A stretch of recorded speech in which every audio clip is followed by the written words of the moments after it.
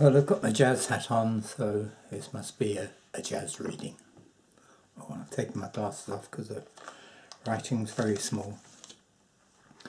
This is from the Rough Guide to Jazz, 100 Essential CDs by Digby, Fairweather and Brian Priestley.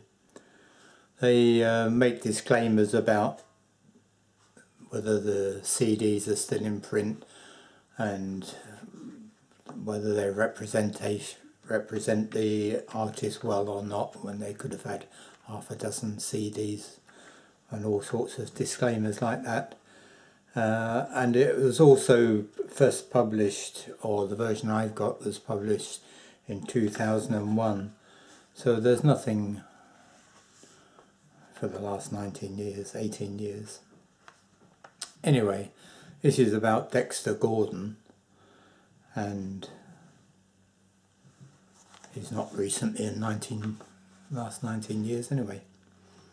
So this is a CD called Go, and it was recorded in 1962 for the Blue Note album, and it's got on it Dexter Gordon on tenor sax, Sonny Clark on piano, Butch Warren on bass and Billy Higgins on drums.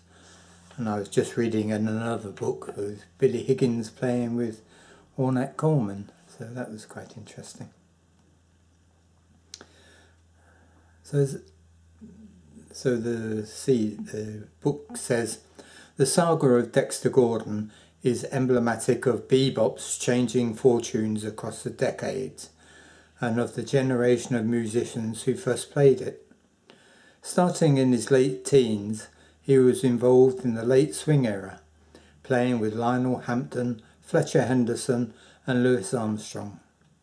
He was a natural choice when singer Billy Eckstine formed his own big band, which was dominated by players interested in bebop. Gordon then became a leading light in a small group bebop and an influence on the young John Coltrane and Sonny Rollins, until sidetracked by addiction and prison sentences in the 1950s.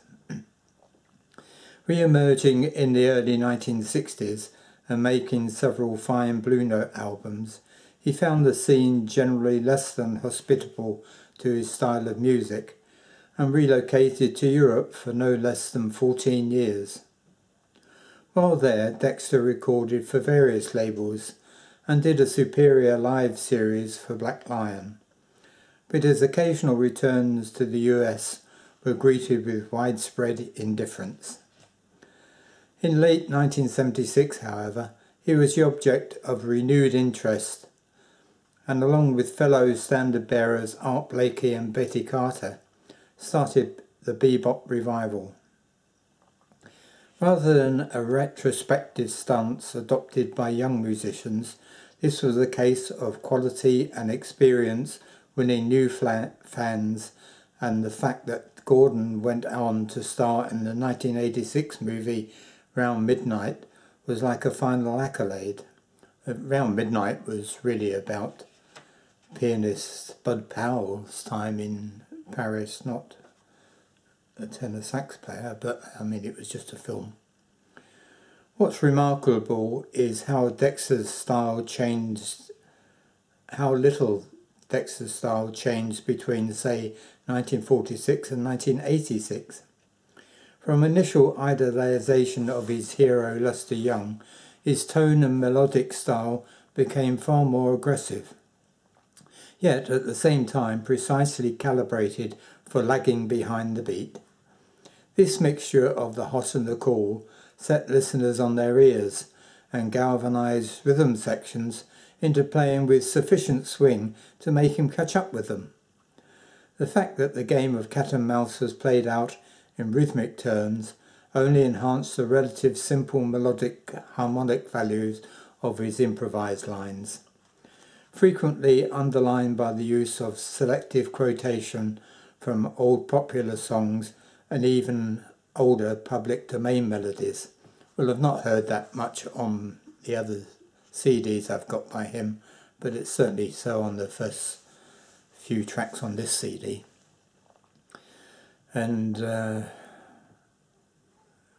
I guess this phrase about simple melodic harmonic values of his improvised lines holds up why Dexter Gordon is so popular, really, because a lot of bebop is so fast that people can't hear it. If you listen to Charlie Parker, the notes go by so quickly that you can't really hear, unless you've got a trained ear, to what's going on. I've played Charlie Parker's solos slowly because I can't play them fast. Played them slowly, and you get the beauty of the stuff then when you play it slowly, but fast it's very difficult. And one of my tutors used to call Dexter Gordon a slow bebop player. He plays slow bebop, which he does. By far the majority of Gordon's best albums find him backed just by piano, bass and drums, and perhaps one other horn. It's a pity his late 1940s partnership with tenorist Wardell Gray is not better represented on record. The illusion of witnessing a superior but straight-ahead nightclub set is enhanced by the programming of Go. With its 4 standard songs of different vintage and 2 jazz originals. Of the latter, Dexter's own Cheesecake opens the account with 2 comparatively busy but laid-back solos, the first referring both to Lester Young and Johnny Mercer's Fools Rush In. One of the many quotations not identified in 2 sets of inlay notes. On the other hand, Second Balcony Jump is a 1940s item recorded by both Eckstein and Earl Hines bands, which includes more Lester as well as a reference to the Rodgers and Hart's My Heart Stood Still.